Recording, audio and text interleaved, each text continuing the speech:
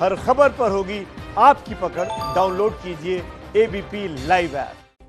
तो इसी मसले पर हमारे साथ बातचीत करने के लिए डॉक्टर अंशुमन कुमार लाइव जुड़ गए हैं, सीधे कैंसर स्पेशलिस्ट हैं। डॉक्टर साहब, एक बड़ा सवाल ये है कि वैक्सीन जब आएगी तो उसका भरोसा लोग कैसे कर पाएंगे। उसके लिए तो डॉक्टर हर्षवर्धन कह रहे हैं कि मैं सबसे पहले वैक्सीन लगवा लूंगा, लेकिन अभी का एक बड़ा सवाल ये है कि पोस्ट कोविड जो लोगों को दिक्कतें हो रही हैं उनका निदान कैसे होगा। लोगों को बार बार हॉस्पिटलाइज होना पड़ रहा है। आपने देखा बीजेपी अध्यक्ष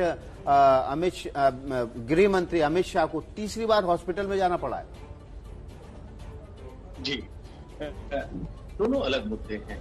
पोस्ट कोविड सिम्टम या पोस्ट कोविड से बोलते हैं, जिसके कारण आप कह रहे हैं बार बार एडमिट होना पड़ रहा है। इसमें किसी को संक्रमण हो, रिकवरी के बाद जो तकलीफें आती हैं, जिसमें आमतौर पे शरीर में दर्द का होना, कॉग्निटिव फंक्शन जिसमें कुछ सोचने में दिक्कत या इस तरह की जो समस्या है, इसको पोस्ट कोविड सेक्युलरी कहते हैं। संक्रमण के बाद होने वाले लंबे समय तक चलने वाली तकलीफ को वैक्सीन में यही एक अच्छी बात होती है कि जो तकलीफ होनी होती है इन्फेक्शन के कारण उसको खत्म किया जाता है।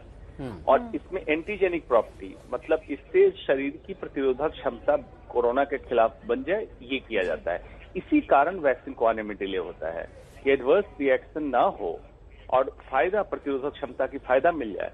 इसी के लिए वैक्सीन को कई फेजेज के ट्रायल से निकाला जाता है ताकि इस तरह की समस्या ना बने।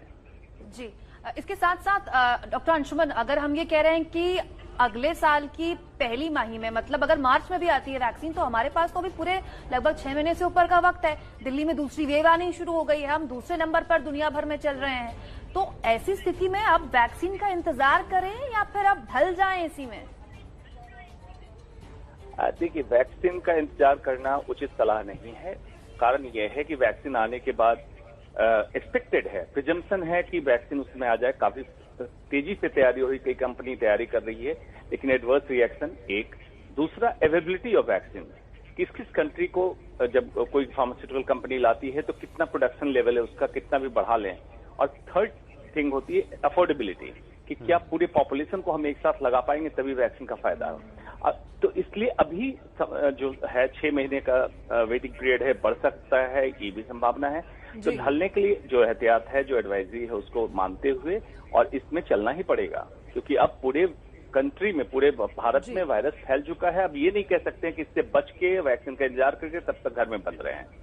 डॉक्टर अंशुमन, मेरा सवाल यह है कि चूंकि डॉक्टर हर्षवर्धन तो कह रहे हैं कि अगले साल तक हमें वैक्सीनेशन मिल जाएगी, लेकिन एस्ट्राजेनेका जो ऑक्सफोर्ड यूनिवर्सिटी वाली जो वैक्सीनेशन तैयार हो रही थी, उसमें एक पेशेंट पर एडवर्स इफेक्ट देखा गया तो ट्रायल रोक दिया गया, दोबारा भले ही शुरू कर दिया गया। तो ये मान सकते हैं कि जब ट्रायल शुरू कर दिया गया एक पेशेंट में एडवर्स इफेक्ट होने के बावजूद, तो यानी वैक्सीनेशन जल्दी भी आ सकती है।